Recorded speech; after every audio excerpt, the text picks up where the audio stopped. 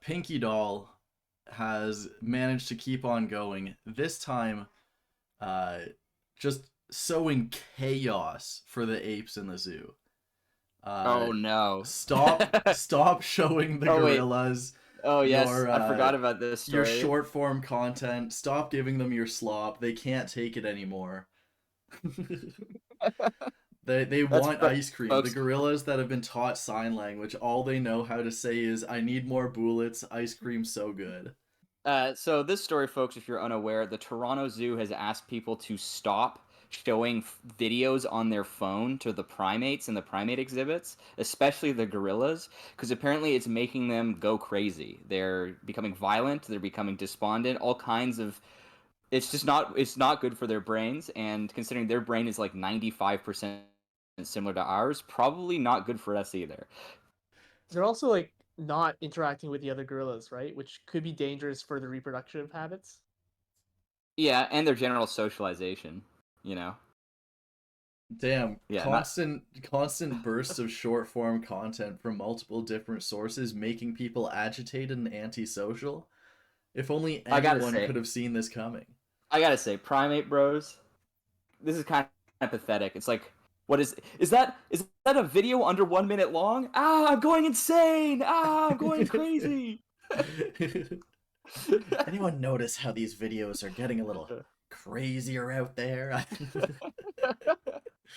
I can't imagine. I have this I think I sent you the video of the monkey strapped in the chair smacking away at the Yes, keyboard yes, with yes. the You did like send me that. neuron firing for the stimulus of Pinky Doll. Yes. I can't believe that that was actually my way of getting a real news story. Like that meme was actual news. That wasn't just a bit. Yeah. Well, Stop showing TikToks to the gorillas when you go to the Toronto Zoo.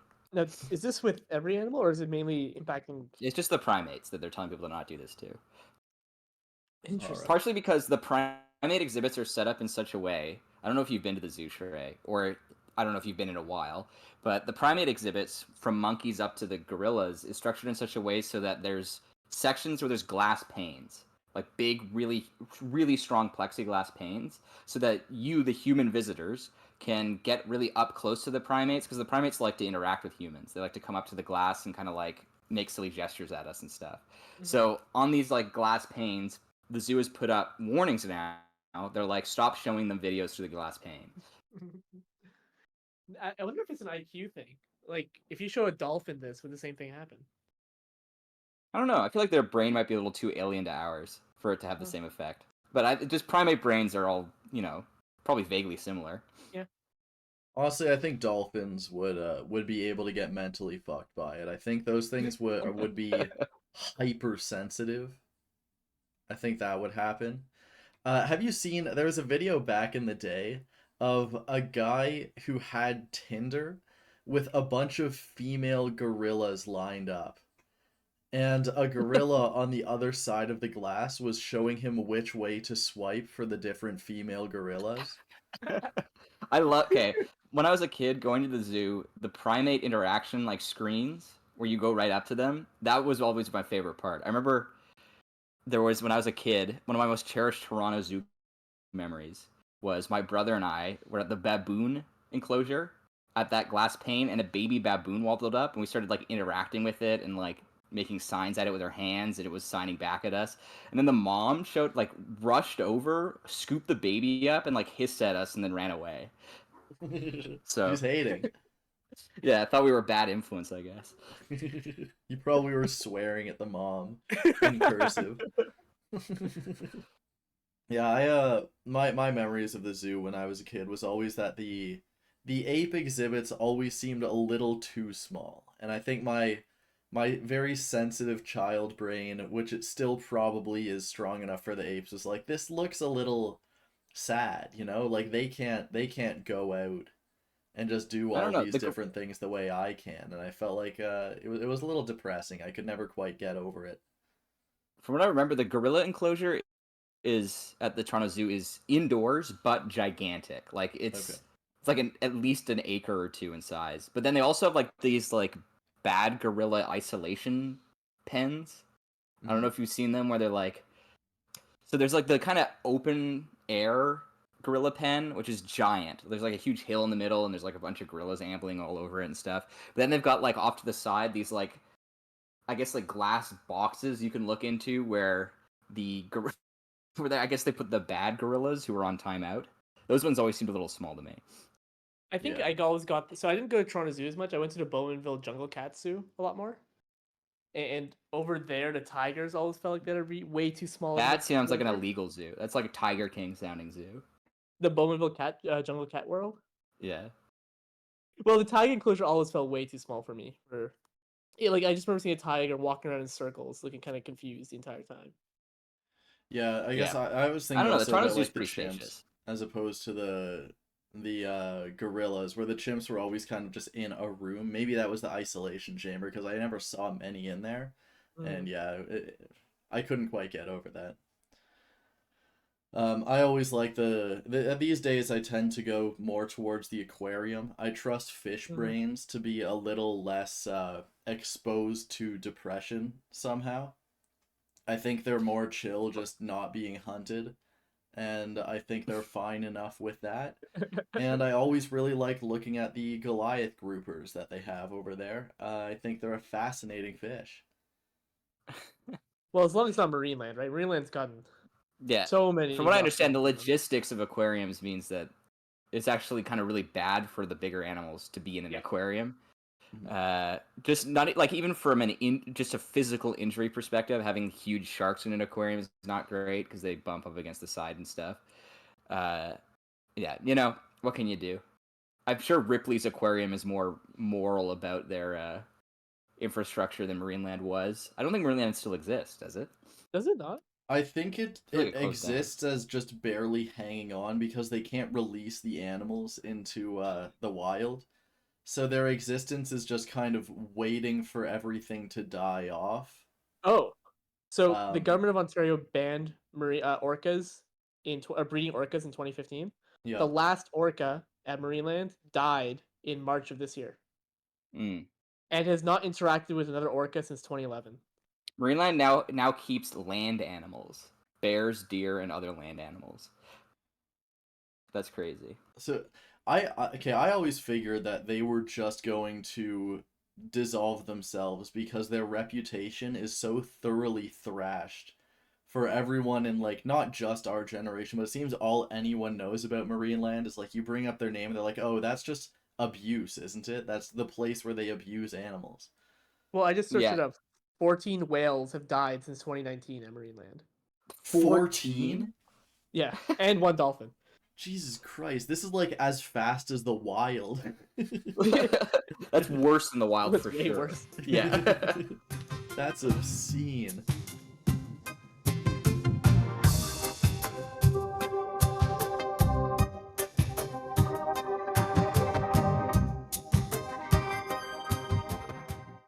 Boom. I need a quick pause transitioning from animals into the first news story of the day. Well, as a disclaimer, this is a very, very serious incident and situation. This is a really disgusting and terrible story. Yeah. I needed like a 10-second just sit down from the chuckling. But Ontario has had its first kind of alt-right terrorist attack, which is a I don't very think that's notable true. moment. That's not true. That's not true. We had an incel terror attack, notably the world's first in like 2017 or 2018. Okay, then what? Yeah. They claimed something about this one was specifically oh no. The judgment will for the first time decide whether white supremacist acts will be considered terrorism from this point going forwards. So I guess there's been an attack before, but I guess that one was just like either just straight up like manslaughter or they died or something in the process. I don't remember because that was a van one, right? That was the van one. Yeah. I'll look it up. But essentially with this one, there was this white nationalist who went out to kill Muslims over a perception that nobody was reporting the true crimes that Muslims were committing against young white women. And yeah, he became politically active online in 2016, which is kind of the dark days of social media, 2015 to 2016. Worst time to get active online. Definitely ruined most social media sites. And then COVID happened.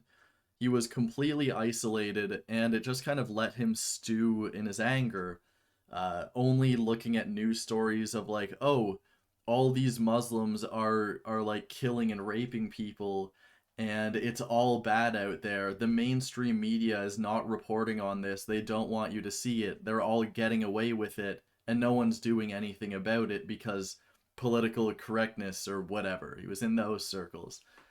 Um, and yeah, so this is pretty atrocious. I think 4 Muslim women died, if I'm correct there. I tried not to Um, write too many specific details because at least I'm kind of abiding by that one phase where we decided not to. Um, but I thought the main specific that I wanted to focus into on this story was the internet in 2016, where just about every social media site came out saying like, yeah, we were more or less deliberately breeding like everyone on our site into little fascists, because it drove our engagement statistics up. Uh, I think, yeah, you guys were both on the internet around then. How did you find it? Um, I think the internet before, literally the up to the day before Trump announced his campaign and the day after, are very different yeah. eras of the like online life. Like Mhm. I feel like the eras of online life are like Usenet, and then the Eternal September up to the smartphone coming out, and then smartphones to the day before the Trump campaign, and then the day after the Trump campaign to COVID, and then COVID to now. Those are like the eras I would divide it into. Yeah. Uh, 2016 is solidly in the Trump campaign era because I think he announced his he was running in 2015. 15. So End of 2015. there was kind of like a perfect storm brewing to bring this atmosphere about, right? Because this was around the time of the refugee crisis, Yeah. around the time of like Charlie Hebdo and some other very high profile terror attacks, and also around the time of Gamergate, which is like Oh something that God. Gamergate. We won't go into Gamergate on this show. Might be one of the most it might be one of the most consequential inconsequential things to ever happen on the internet. Um, but there was kind of like this perfect storm of reaction brewing, and the Trump campaign didn't cause it, but it's when it crystallized kind of into a point, right, and then kind of took over the internet spontaneously. I think I also think like this is when there was a large culture of kind of edginess that I guess the yeah early internet was more academic, and then it kind of opened up a little bit more, and then like the I guess at least through my experience, it kind of turned into more like shitty memes and stuff like that would start. But going into that timeline, almost everything was just extremely edgy. Like 4chan was also at its biggest and all of that. Uh, just yeah, perfect storm to bring out a lot of bad. So this was the exact era when the refugee crisis really hit the full swing, right? This is when European countries yeah were having millions of refugees come in, and the fear around that was massive, right? I mean, not that much honestly happened. Like they're still there today, right? And the countries are still are yeah doing great, in fact. But the fears around what could happen was huge, and we are lucky in the Western world, in the Western Hemisphere, where we didn't see these refugees, right? So we couldn't put a human element to it. All we saw was the stories of how bad it could be, and that made it so much worse. I feel here, especially in this line. Yeah, a lot of it was Britain, right? Like it was a lot of European stuff. Sweden. yeah Yeah, because I remember reading articles and everyone was just like, oh, white women are under constant attack over in like, yeah, it was like Sweden or Norway or something. And they're just like, Mhm. every single refugee is going out there and attacking every single white woman they see. the police are refusing to arrest them. And I remember looking at the articles and being like, I don't really know if I buy this. Like they were all kind of I was starting to, learn how to actually read, so I would notice the writing was especially kind of crap. Um and that's about as much as I remember. Yeah. I mean, there was a lot of stuff going on. The refugee crisis, I think, was at the center of all of it, and then the refugee crisis itself was caused by the Syrian civil war, which was downstream from the Arab Spring and like the disastrous foreign policy decisions of the United States in the 2000s. Right. Yeah. I think if if it weren't for the U.S.'s like deliberate attempt to bring about the Arab Spring in as many countries as possible, none of this would have happened. Mhm. So I guess, yeah, how do we, I guess here's another question is there are a ton of places where people can just stew. Like there's all the branch off social medias where people are like, oh, X social media is censoring the truth. We need Truth Social or whatever the other ones are. And people are just allowed to completely compartmentalize themselves inside of this. How do we like move forward? Like what can we do to actually go forward to prevent it? Because I know that there's now a huge and legitimate, I guess, I won't say crisis because it's going to happen moving forward, but like there's a big kind of political dispute over immigration in Canada where there's the housing crisis and also like jobs are just not paying enough for a lot of people to live comfortably anymore, and we're planning on bringing in like records amount of immigrants, and people are seeing it economically and saying we can't really support this, which is a legitimate concern, and people are also seeing it socially and saying, oh, we should be able to support this, which is, I think, legitimate as well. Um, I think this is kind of one of the first times I, unless I just haven't been paying attention, at least since that has happened, where there's been actual, like, real world consequences directly related to this. Now, it might not be sourced To the specifically in that. This guy said he was going out and he was just like, I want to do a terrorist attack so that more people will learn or something. I was pretty vague on details beyond that. But yeah, I have a feeling that the whole, I'll say, quote unquote, foreigner kind of crisis is going to continue, and I don't want this to happen more clearly. Is there anything that we can do, or are we just kind of here now? Well, I mean, as individuals, is there anything you can do? Probably not. Yeah. I guess from a social level, um, I think the government has done a spectacularly bad job of selling its immigration plans to the public, Yeah. uh, which has not eased tension.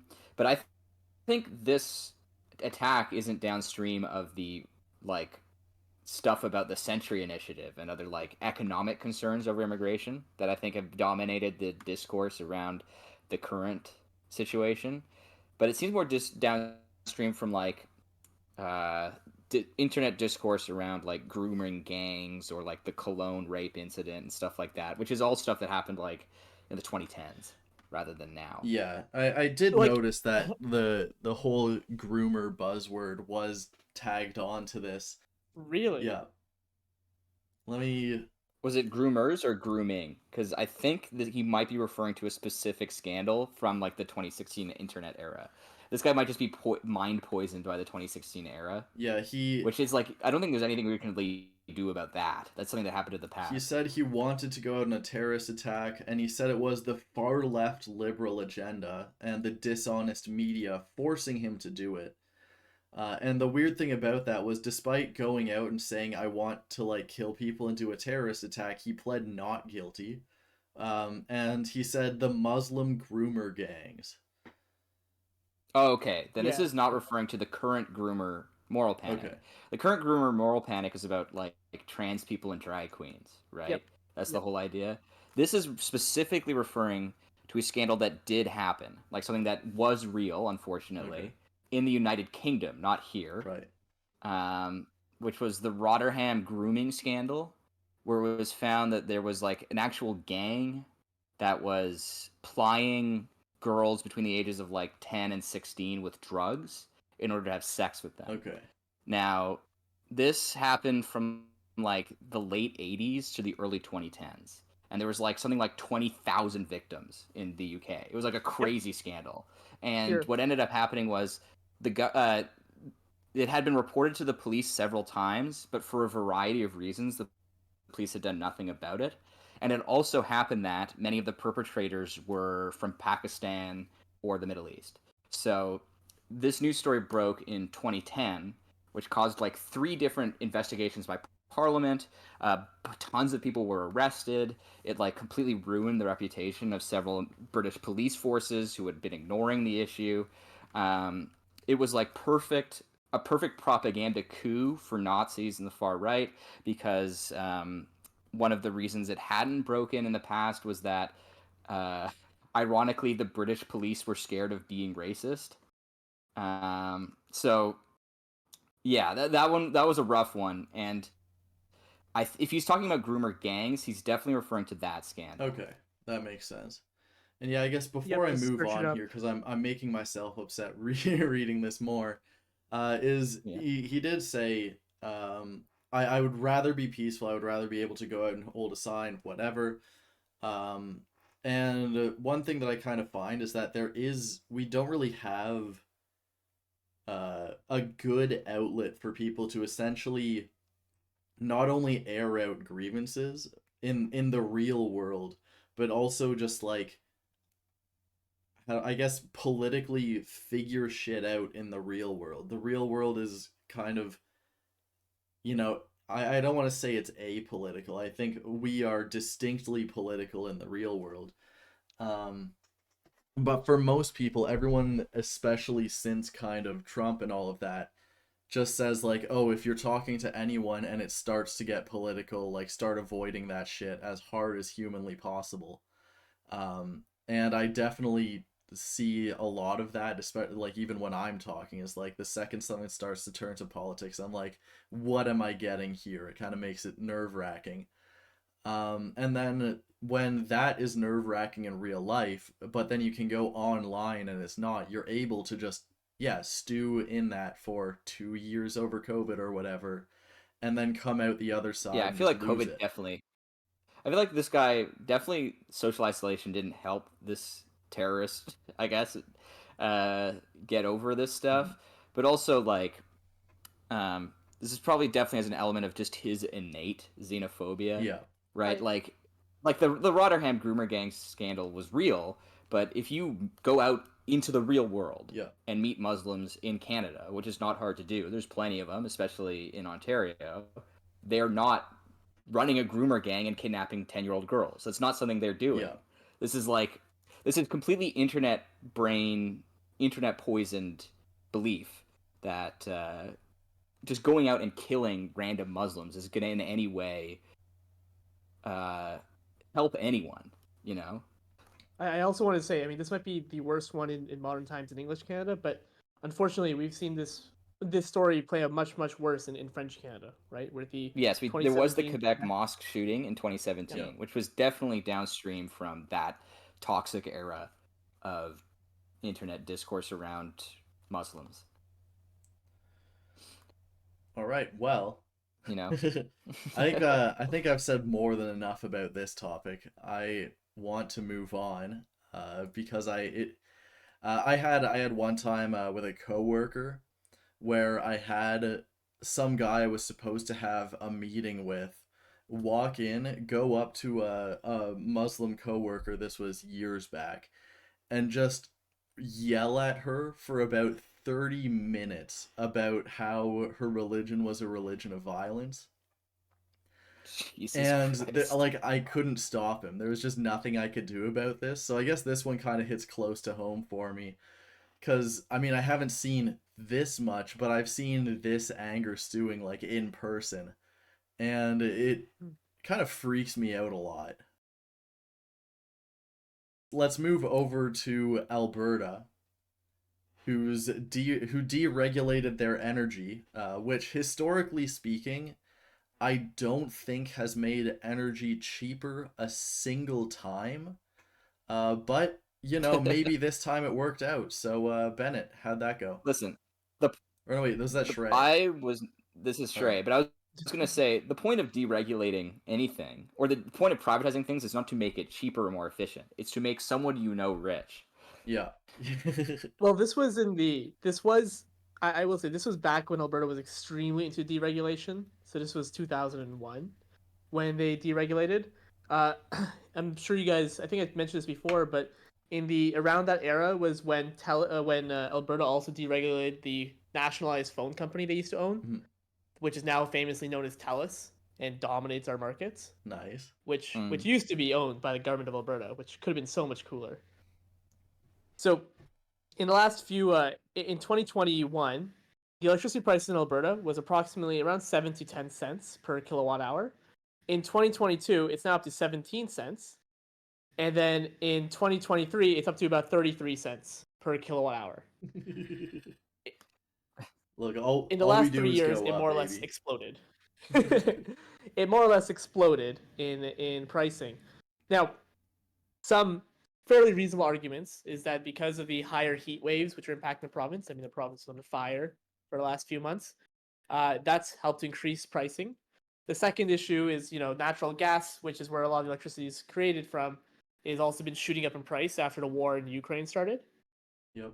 However, another thing this article really tries to hammer home is that because electricity is necessary and because companies can only expand their services through profits, like they can't just make more electricity or make more services without being able to pay for it through a profit, and because they're getting so little profits anyways, they just don't have the capacity to increase their capacity. Yeah. Yeah, I mean, And since the because of that, easiest way to yeah. make money when you already have something that's making money isn't to go through the whole investment and risk process of developing more stuff, which is not only extremely costly but extremely complicated, when you can just sell things or lay people off and also make your profit margins better.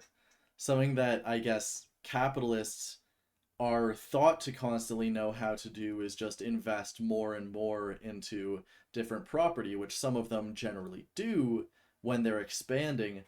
But that is an extremely complex kind of project that usually will only happen once earlier in a company's life cycle.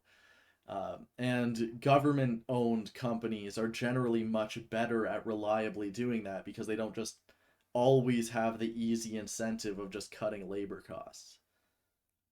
So I genuinely believe that these guys are not making that much of a profit or higher profit margins for the last few years, and that's kind of the point of it. Is that since they're not making that much of a profit anyways, they can't invest in standby capacity, right? It takes years to build up these generators to get those contracts to Mm-hmm. move people off to different parts of the grid. And so because of that, Yeah. it's just easier to just increase your prices to keep your profit margins, whatever it Yeah. is. If only there was, say, an organization that owned a large number Uh-huh. of these companies Uh-huh. of different like interests, right? And Okay. then as long as there was some other revenue stream to draw from, they could Mhm. reinvest it in this critical thing, which is energy production, which people need, to survive. Um, but that I think that would might require nationalizing the utility, so we can't have that. You know, No, that's the N word we cannot say. Yeah. And yeah. that and Someone clip that. Someone deprivatized. clip that. That and And I'm gonna the put a other huge bleep after that part. and deprivatize, the other word we cannot Yep. say. Um, Yeah. in response, the Alberta government has seen this and is really upset about this entire situation. So what they do now is they gave everyone $500 to pay for their electricity. Bail them out, baby. And when that didn't work, they gave a $200 million loan to Alberta utility companies, which will then be paid back eventually. However, to pay this back, the utility companies have decided to up the pricing on their electricity bills. So instead of using this money the government gave them for capacity expansion, they're basically just using it to pay out stockholders or something, and then jacking up the price. Oh, they probably are actually increasing capacity, but I feel like 200 million on Alberta's own capacity would be way better Yeah. Yeah, I instead mean, of just do this. this is like a classic example of like how privatized industry is objectively less efficient, right?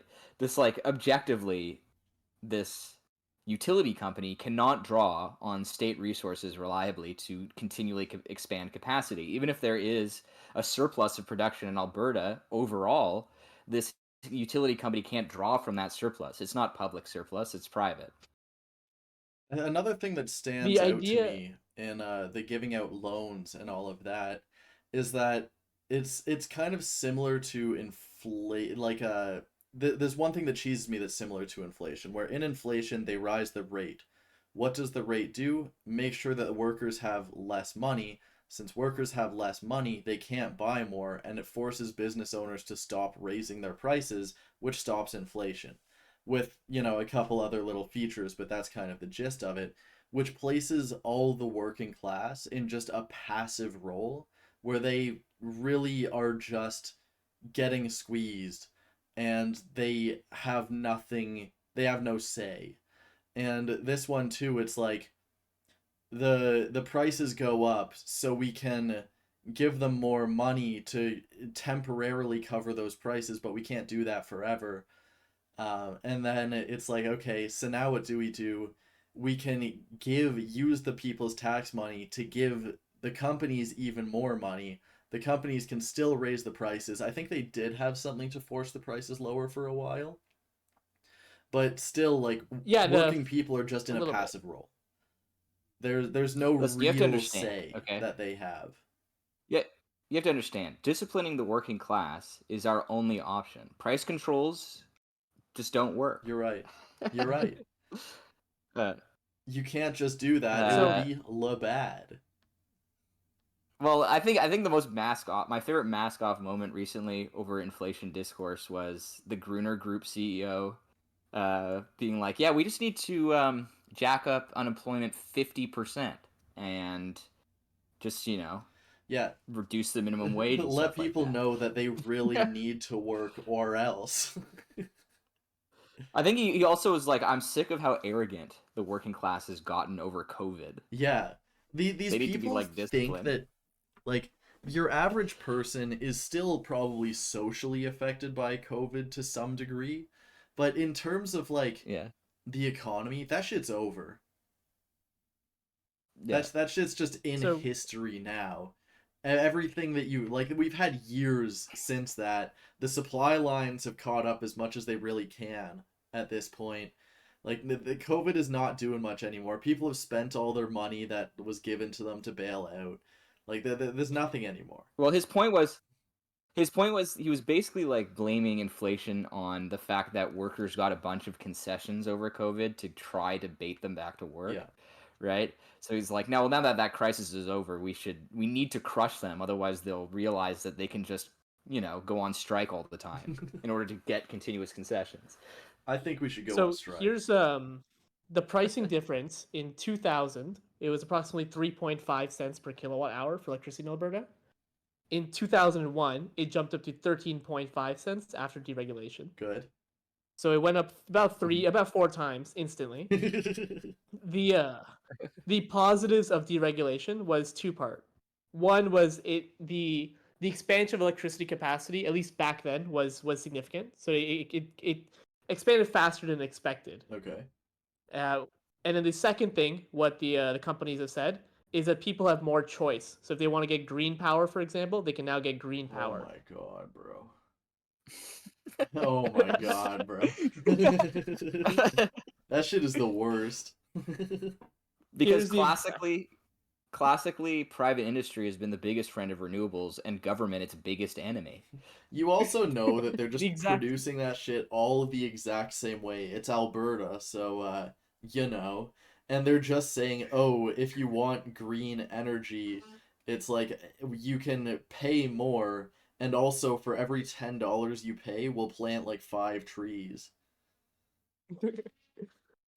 Yeah, there's a lot of like sleight of hand that goes into green energy, like with carbon offsets and stuff like that.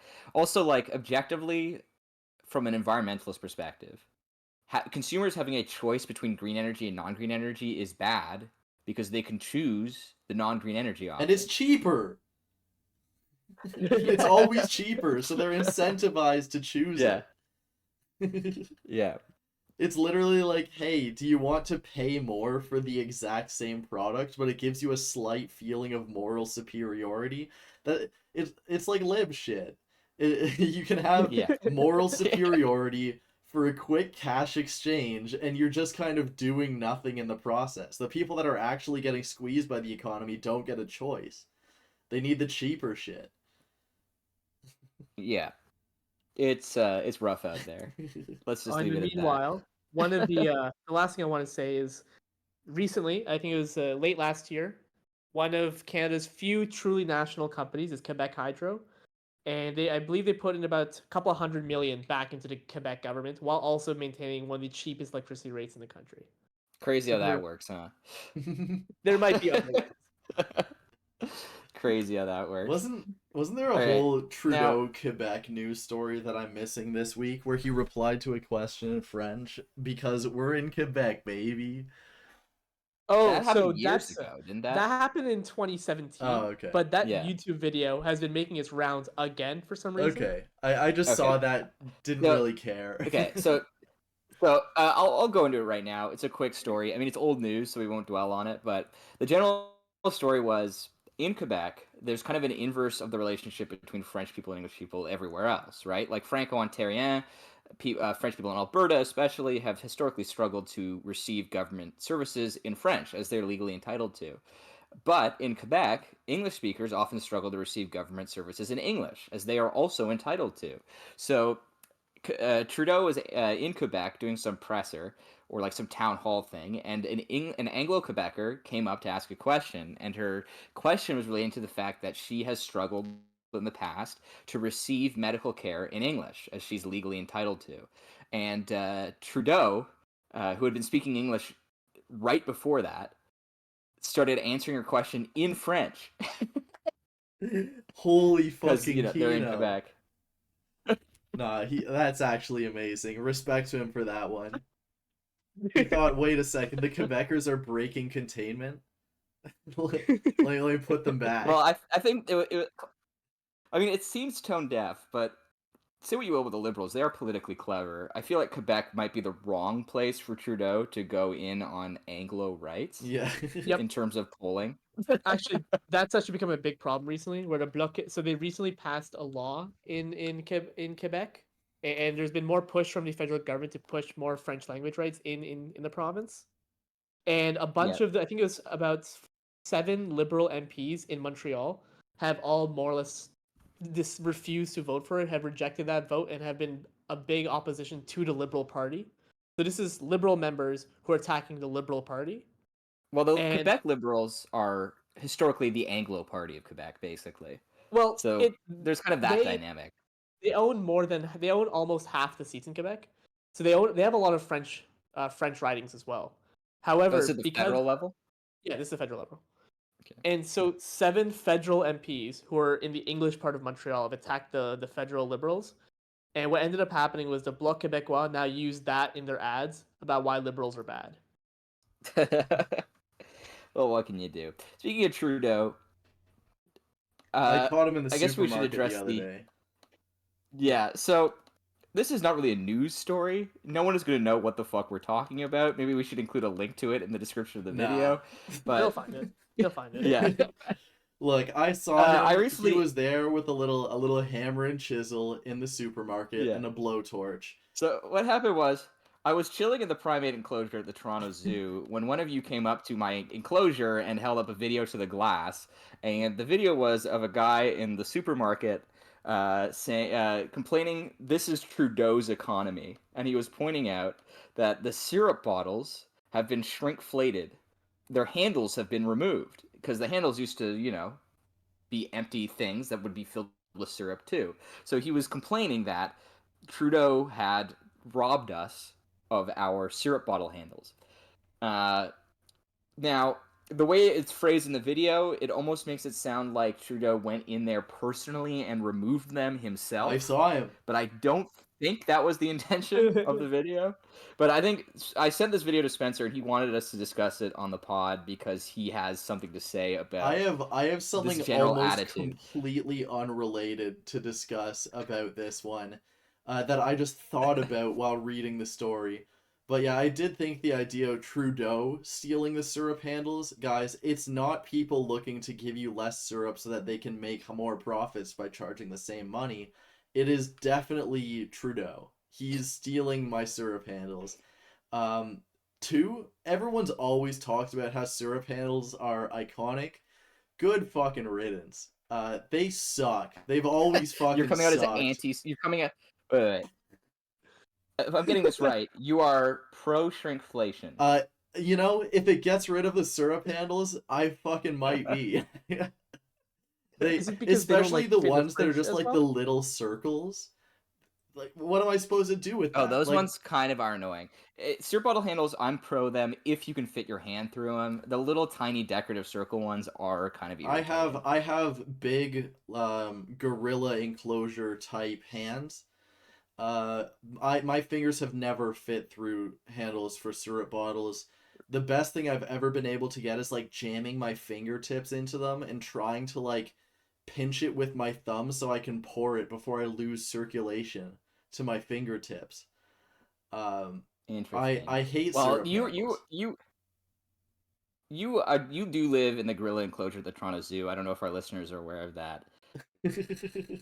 I live, I think, if I'm recalling correctly, I live in the orangutan enclosure. It's pretty chill there, but you know, uh, there's a Yeah. lot of like stuff to swing around on. I think Shrey lives with the gibbons, like a few I'm pretty doors sure down. actually. No, Bennett, you got it wrong. The first time I met Bennett was when I was a little baboon, and I was doing hand signals to him. That was you, yeah. He started swearing at me, and Mom Yeah. got pissed. Yeah. All right, let's just, you All know right. what, I'm not Let's even move gonna get on. to the point That's that I not really a wanted to say. I've got that out of my system. Fuck syrup handles. We can move on.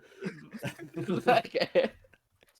Now this story is actually resolved. This was a developing story this week. Post-tropical cyclone Lee came up from the south and hit Nova Scotia and New Brunswick over the weekend. So it was looking like a hurricane was going to smash into the Atlantic provinces, but it got downgraded in the days leading up to it. Nonetheless, 200,000 people are still without power in the Maritimes, as power lines have been just completely shredded. The winds reached 115 kilometers per hour. A lot of infrastructure was destroyed. You can find a lot of weird pictures of stuff being wrecked in the Maritimes. My favorite was a gas station roof collapse due to the wind. Just stuff that is pretty solid infrastructure completely obliterated by this cyclone. Luckily, no one is dead yet. The actual storm didn't kill anyone, but the ongoing power outage might. We'll see how that develops. This one, unfortunately, did end up as well, proving one of my predictions wrong. Guys, the next natural disaster to happen on the East Coast was not volcanoes. I don't know why you ever thought it would I be. That's more of a West Coast look, thing. a man can dream, all right? I wanted volcanoes. They were late for my time on the East Coast, but no one else is going to get to see volcanoes either. And those might have been a little more local than the vast disaster of this storm. But thinking of people whose predictions did come right for this, Marx said capitalism would bring more crises, and I don't know if this is exactly what he meant, but it seems to be coming true. I don't know if Well, he meant in I the don't know sense of that. biblical plagues will descend upon the world, but environmental degradation was definitely something he was worried about and predicted. He definitely was. He was not aware of global warming, and he never made any climate change predictions. But he was definitely big into the idea that capitalists will eventually deplete natural resources, and we will suffer the effects of the fact that there is no such thing as truly infinite capital expansion. Yeah. And the increasing frequency of natural disasters is kind of a realization of that prediction, right? Yeah. Which it's all downstream from climate change. Not something he was aware of, but definitely something that happened because of infinite value expansion. So so I think I've done like 3 mental jumps in this. So you mentioned biblical plagues as disasters, Yeah. which made me thought, was Moses kind of like Marx? And then it also made me think, who was the pharaoh at the time? Is it Ramses II? Ramses Ramses II. the Yeah. second, I think. Yeah. Yep. Is Trudeau Ramses II? Polyevra is Moses, warning about how everything is getting worse as the plagues are kind of growing Interesting. more and more frequent. I think we have a dynamic going on here, guys. I think the real thing here, okay, is Jagmeet Singh is the pharaoh. Okay. Polyevra. He doesn't even have is power. Moses. Hold on, I'm already beefing with this. No. He's holding up the government. Okay. Okay. Okay. He's in that coalition. Jagmeet Singh is holding up the government. He's the pharaoh. I'm actually changing it. Trudeau is Moses, because like Moses was a prince of Egypt, as the movie says, Trudeau is also a prince in Jagmeet Singh's shadow puppet play. I like it. Right? He's the person Jagmeet Singh is propping up. Following so far? And I guess he also brings the plagues, doesn't he? Yeah. Pierre Poilievre is Zipporah, Moses' wife, as our forthcoming short will prove. Okay. That's a teaser for future channel content. Let's just say Trudeau, single. Pierre Poilievre, married, technically. We'll see what happens. We're feeling ambitious again. We need to start coming out with like Del Duck equivalent political ads and just start putting them into YouTube shorts. But the Del Ducka, what was the bit about that where we should make? It's like Steven Del Duca or something, right? And we were just gonna make a bunch of ads just calling him Del Ducka and saying like he doesn't give a quack about real Canadians. Yeah, stuff like that. Just make like real political ads that just like at some point refer to him as a duck somehow. Yeah. The thing is with Del Duca is we didn't really need to do anything to torpedo him. He did that all by himself. It's a shame. Now, this is another kind of old news story that has had a development recently. Shrey, would you like to tell us about the... Before we go there, I just want to confirm, out of curiosity, Spencer, is that related... Is that a reference to the Ontario Liberal chicken ad, or is that something... I have no clue what you're talking about. No idea what you're talking about. Really? Okay, well, there was a really famous ad with the Liberals released last time, where it's like them in a chicken suit going around looking at Conservatives, and be like, they're too chicken to debate. Honestly, the fact that the Conservatives did not come up with the Del Ducka response means they did not deserve to win. Anyways, old news. Holy shit. Developing, but with a recent development, Shrey, please update us on the legal travails of our legal sovereign, the QAnon Queen. I actually didn't do that much of a deep dive on this. Okay. Wait, the Liberals went up to the Conservatives, calling the Conservatives chicken, and the Liberals dressed up as a fucking chicken? Yeah. They're literally the chicken. This has... Oh my god, bros. How do these guys ever win a seat? It's actually unbelievable. This is probably one of the... Like, this is... You think one layer deep, and you're like, this is the worst idea that anyone has ever thought of. Yeah, I mean, no one's just questioning the fact that the Liberals are the most swagless party of all time. Well, this is actually a reference to an American ad. I think it was by Bill Clinton back in the day or something like that. Yeah, famously loved Bill Clinton. So famously uncontroversial North American figure, Bill Clinton. Anyway, Stray, if you don't know the Anon Queen story, I'll do it. Wait, shit. This accidentally So brought back the thing that I wanted to mention about the only reason liberals win. I think I figured it out, guys. I have cracked the case. okay. You know how you were talking about how they always just like mean test their bullshit and then just figure out what will like Mhm. technically get votes or whatever. Mhm. Liberalism always in the middle. The conservatives win, things get pushed to the right, so the liberals push to the right as well until whatever was conservative was back in the middle. Liberals hover around there. Eventually, the liberals will win as they slowly encroach on that territory.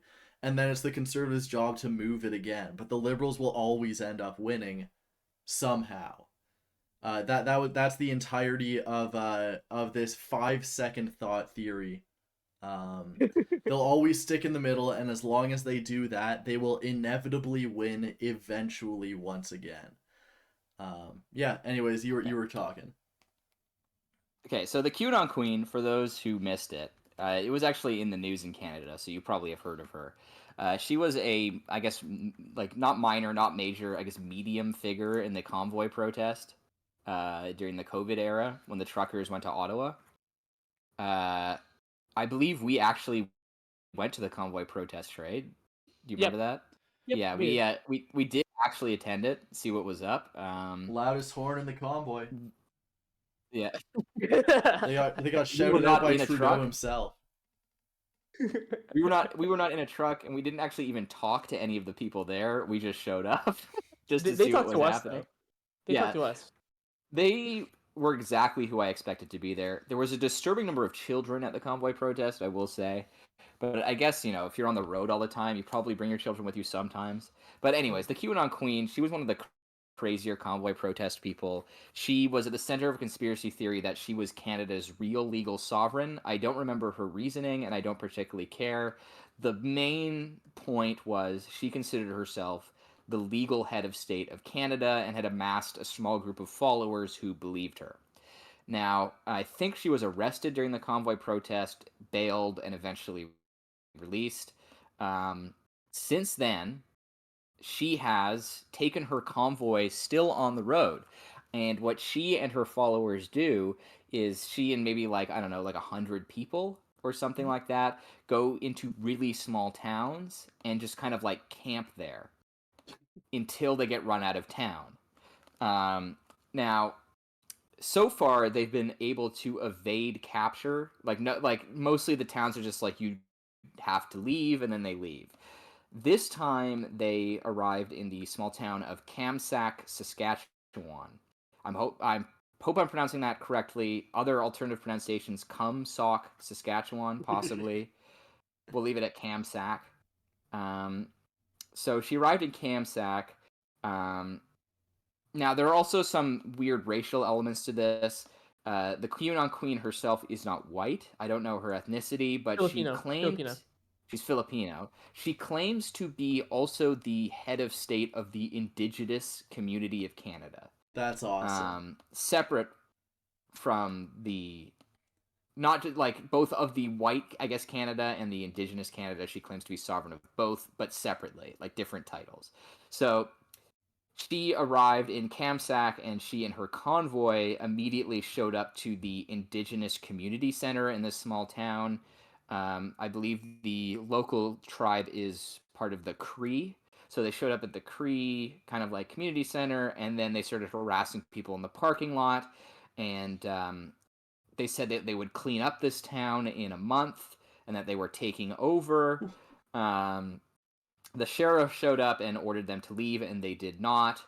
The townspeople had to get together. Now, the town has a population of 1,800. If you're not used to how small towns, especially farming towns, are laid out, that sounds like a lot of people, but most of those people are probably like Within 100 up to kilometers. 10. Yeah, like they're pretty far away, right? Mhm. So the town actually had to like get together to fight these people, and eventually they managed to get the RCMP to intercede and arrest them. So the QAnon Queen is back in federal custody. Um, I watched her when she was in court the first time around briefly. I usually can't stand people talking in like when when politicians speak and you can tell it's all like made up. I can't stand that shit. Um, Yeah. and she went up there, and I can't imagine what it was like for anyone who was actually there, because she just started fucking like just screeching out her ass. Like there was nothing going on in her words.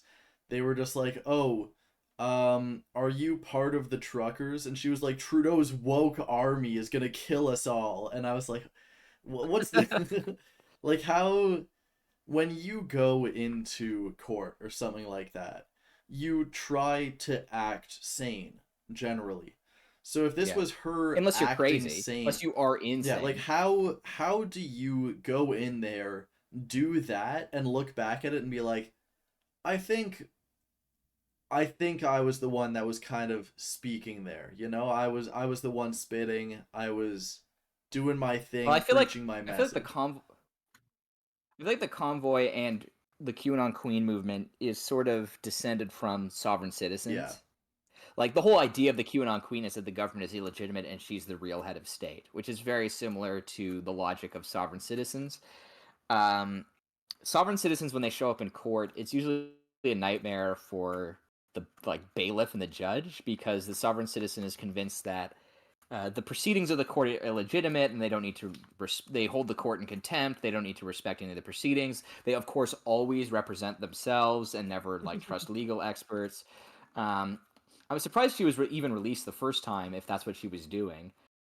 uh, Now, the Well, one small of the reasons. town that she One of showed the up reasons. in, I will say, to her credit, she did act like an actual monarch in that she refused to be seen or see any of the local residents. She spent the entire time in her truck and had liaisons interact with the That's community. awesome. Um, I do have a quote here that I want to read.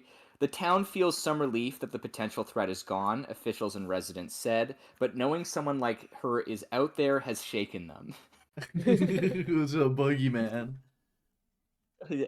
Well, I feel very, very medieval peasant attitude. I think that they were unaware It's like that the people like this are out Canadian there and that municipal they're John Wick.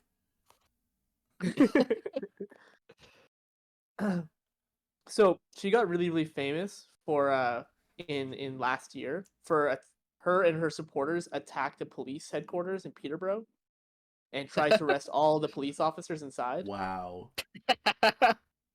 Unfortunately, 6 of her own supporters got arrested and jailed instantly. Of course. So it I know went I the know opposite. I know she released a bunch of videos encouraging people to resist arrest, claiming that she was preemptively pardoning them of any crimes associated with the convoy protests.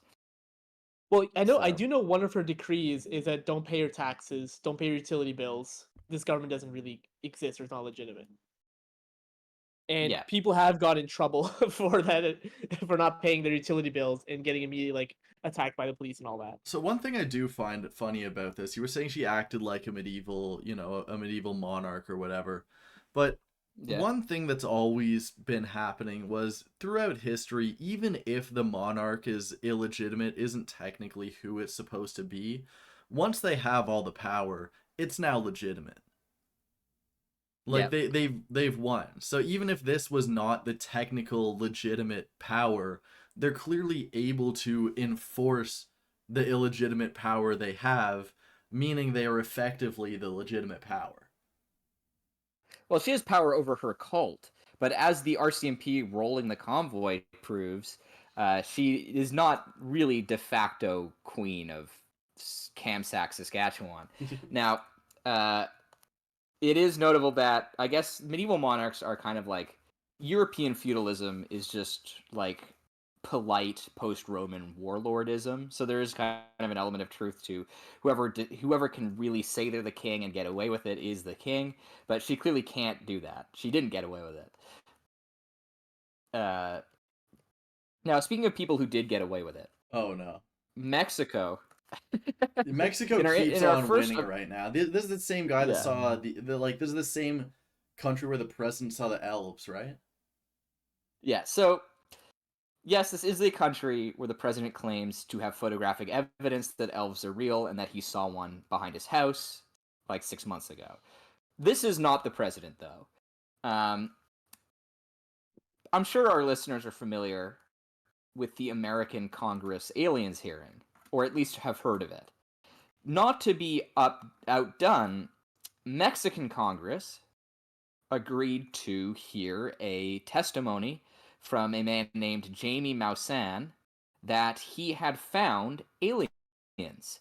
Not only was he going to go testify that he had seen them, he brought the aliens to the Congress and showed them to the Congress people in the Mexican government. Now,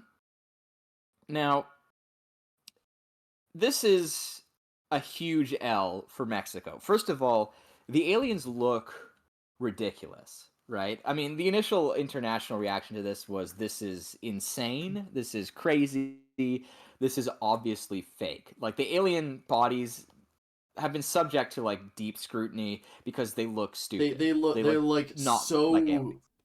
like the lines are straight up and down. It's like someone took a ruler to it. Yeah.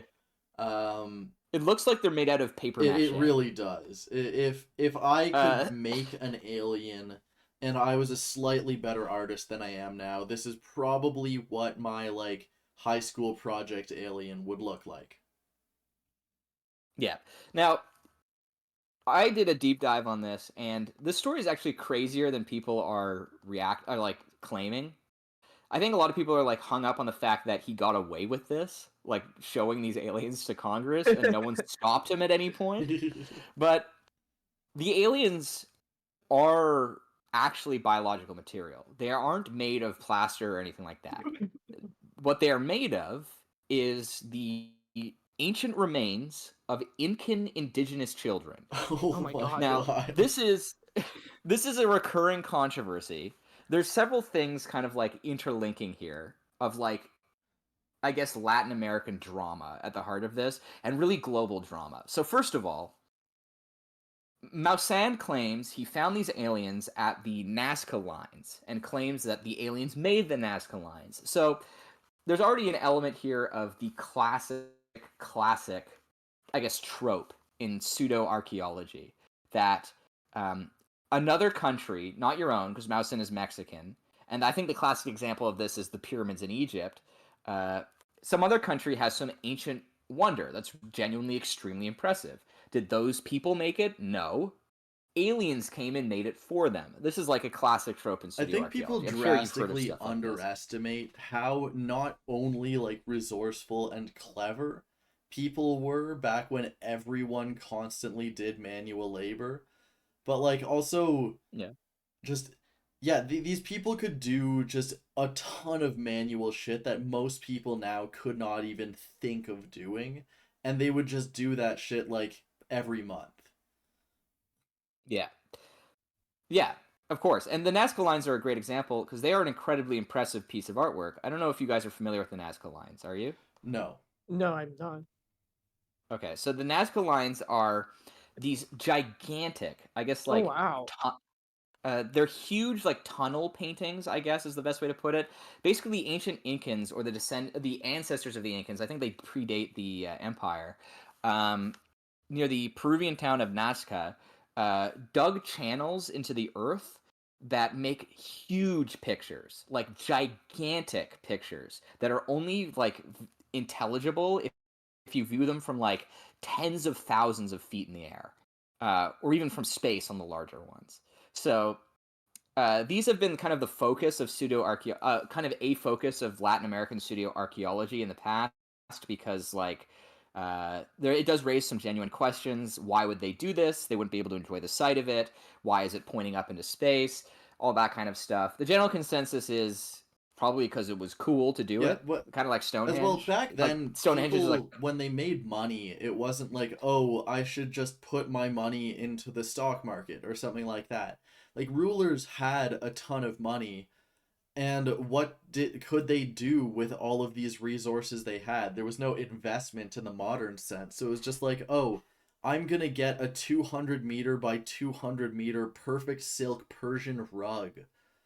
They would just do shit like that. They would just build bigger and bigger things, monuments or whatever. or technical marvels because that's what you did with your excess. Well, the Nazca lines are right up there, probably even better than Stonehenge in terms of like Stone Age monuments, Yeah. like things that still exist from the Neolithic that are genuinely incredibly impressive. So there's been a long history of accusing the Nazca lines of being of alien origin, which deeply upsets Peruvian and indigenous historians in Peru. But Massan himself is a classic kind of like chariot of the gods, pseudo archaeology, aliens built all ancient wonders guy. I think he even claims that they did the Mexican wonders, like the step pyramids there, which is credit where credit is due. Usually people don't accuse their own ancestors of having aliens build stuff for them, but he is going in on that. He's a real one. This is like being an The anti-vaxxer before COVID. the other thing is the mummies, the aliens themselves are. This has actually happened before. People have said that they have found alien corpses at the Nazca lines, and what has always been the case, and is definitely the case here, is the ancient Incans and pre-Incans were really into mummification, and they would mummify dead human beings, and they would mummify children. Now, it has happened in the past that people trying to claim the Nazca lines have been made by aliens dig up the remains of Incan and pre-Incan children, Incan and pre-Incan mummies, and then deface the bodies to make them look like aliens. And that is the building consensus of what Mosan has done here. So not only has he accused not only has he like disrespected the Peru by claiming their ancient wonders are not built by them, but also he is digging up and defacing the bodies of their ancestors in order to defraud the Mexican government. The hustle is unreal. I have to concede that this is one of the greatest hustlers in history. No one on your like Zendillionaire grind set page that you follow is going out there and like defacing the graves of foreign children to get their money. Like that's It really is awful. I mean, like, the gall of this guy to do this and he's is known for crazy. being like an alien schizo as well, right? Like he's done just Yeah. Yes. fraudulent alien shit before. Yes. Oh, he He has a was? history.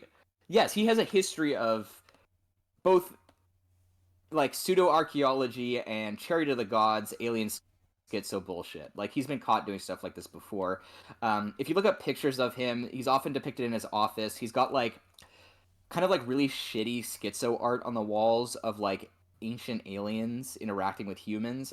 Maybe I can quickly scrounge up a photo to send it.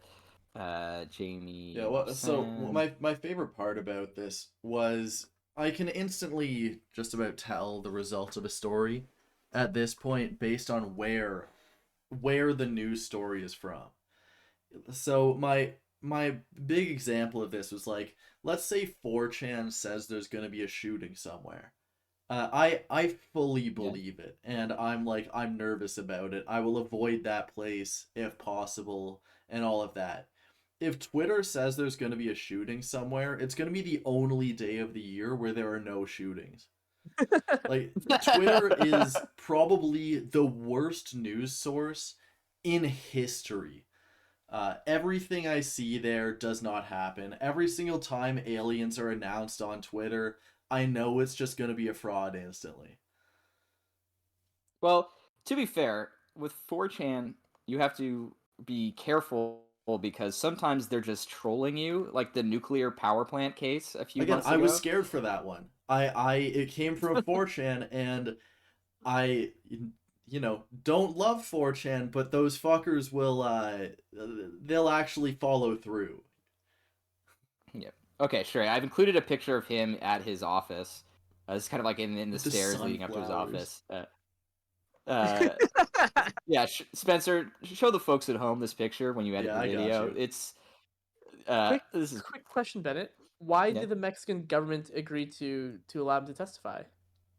Um, so there's I have my theories, The Mexican government has not released a statement on why they allowed this to happen, as far as I know. What I think is the case is alien stuff is very sexy.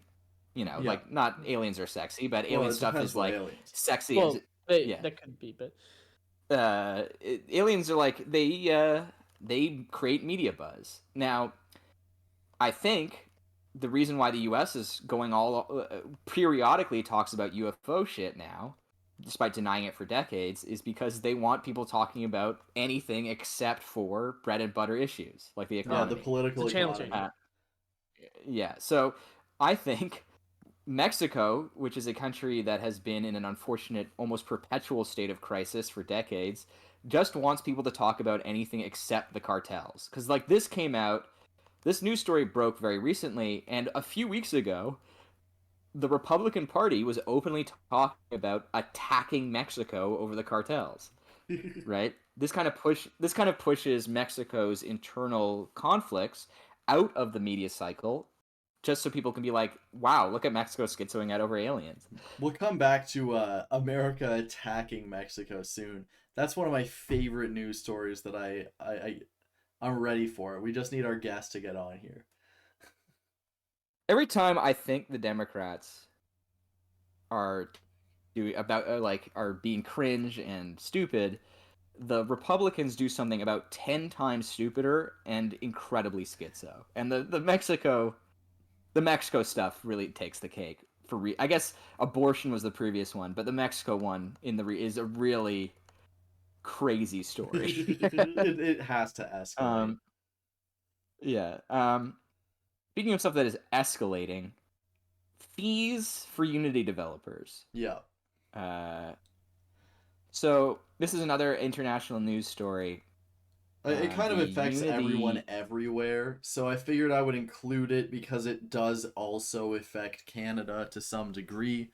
But essentially, Unity, the game development platform as well as runtime environment, are trying to change their pricing model, where before it would go, oh, you pay a couple $1,000s a year, and that's one computer you can have developing on Unity, and then you can publish your game based off of whether you use that or not, and that's how you get your tools and all of that. But now they're saying, okay, we want more. So the way they proposed it was by making it seem like a progressive tax, almost, where they said, oh yeah, anyone who doesn't make more than, a couple $1,000,000 won't have to pay this. But after that, they went for one of the best metrics you can use. We're going to charge people per download, not per purchase, but per download of the game. AKA, you could just keep on installing and uninstalling the same game and just drive a studio bankrupt. You know what this actually reminds me of? This is an actual realization of that meme about piracy, where a guy pirates the same game 1 billion times and costs the company $30 billion and then buys it on the cheap and then deletes all his copies from his computer and the valuation shoots up. This is like that happening in real life. Holy moly. That's heaven. I love software. No, but yeah, this is just like rent seeking. It's just additional kind of rent seeking. Copying software, like what they're trying to do is they're trying to treat it like a CD. Every time, sorry, my chair is so squeaky. Every time you purchase a CD, that's a physical copy of something that needs to be produced. Oh. Mm-hmm. Yeah, it's another physical copy of something that needs to be produced. But software, you can just copy it. It's free. You're good to go. And they're trying to charge it like the other way, but that's just not how shit works, because people can download and uninstall and re-download for free. So this pricing scheme is just nonsensical at its core. And how does it work with Unity? Does Unity have servers that support these games? How does that work? So it's complicated. I believe Unity can track when a game is downloaded, because Unity has a bunch of backend stuff because it's like a game engine that you can't turn off. And I think one of them is telemetrics, where it just streams data back to the Unity team for like a variety of reasons. So I assume if you install something, it presumably records that in a file. And then once you're online, it streams that data to Unity.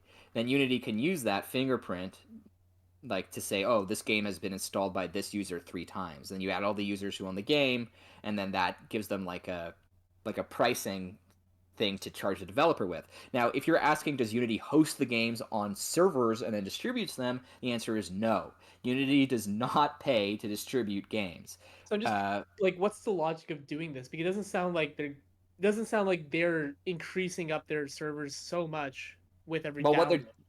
what they're doing is they're discarding the old pricing system. The old pricing system was, if you make $200,000 or higher, you pay a flat percentage of all future sales back to Unity as a license fee.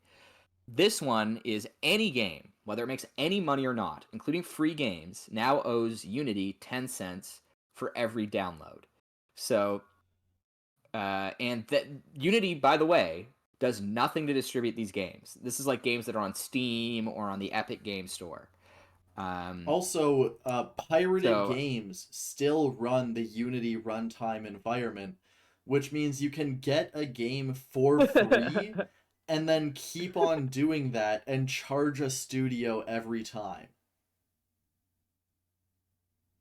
I was just trying to figure out, so this, like, as someone downloads a new game, Unity doesn't have an increased cost technically, unless there's telemetry.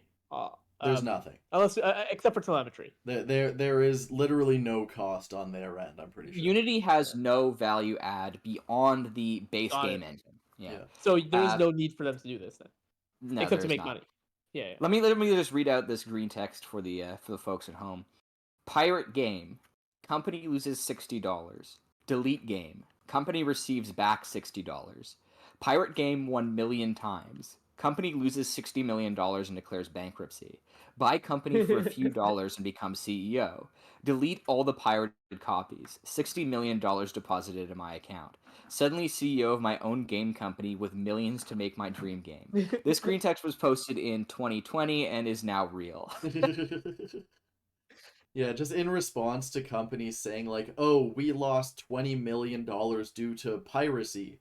But the reality is that like the pirates that pirated their game were never going to buy their game in the first place. For whatever it's worth, 1 hour ago, Unity's changed its plans. Oh wait, 1 hour ago. Okay, I know they backed down slightly, where people were like, oh, what would you do about pirated games? And they were just like, we will detect pirated games. And they're like, yeah, we have our own in-house software to detect piracy. And then they're like, oh, okay, what about if if someone just has the same copy of the same game 3 times? They're like, our in-house software will detect that. And it was just like, you're making this up. Okay, we'll limit fees to 4% of the game's revenue. For customers making over $1 million. So it looks like they're going back to the old pricing scheme, basically. The thing is, the amount of consumer trust Unity has obliterated with this move, whether they do this or not, is irrelevant. This is like a huge blow to the company's reputation, and in the current economic environment, vibes are everything. I really like the last part of this sentence right here. It also seems that Unity will only assess installs made after January 1st instead of retroactively applying the fees to games already released. Does that mean that before with the old plan, if someone already had like 1 million users, they would just suddenly charge that on like in a lump sum? What I imagine happened here is, oh my god, Unity's lawyers probably told them you can't do that. The same thing happened with the D&D controversy licensing thing earlier this year, where a company cannot change its terms of service for stuff like this, for like commercial licenses. If someone is already operating and agreed to a previous commercial license, you can't change it on them and force them to accept it.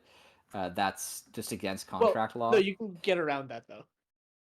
For example, for some contracts I've seen and worked with, there's like terms and conditions where it says both parties agree that the pricing can change at the whim of the person given 30-day notice or something like that. Yeah, but that's What I still not imagine happened here was retroactively like I given feel like negative 4 months notice. Well, one thing you have to consider, Trey, is that might not be enforceable. There's a lot of stuff that's included in contracts that is not legal, That's and true. it's just kind of like included to scare you. That's true. So it might have been unenforceable. There might be a number of reasons. I mean, even if it is enforceable, Unity probably didn't want to be sued by the many game companies that use Unity, and did not want the pricing change to go through. For reference, a lot of game studios, even successful studios, put out statements just saying, like, it will be cheaper for us to redevelop the entire game in another engine than it will be to pay Unity. For those, just a little bit off what Bennett just said.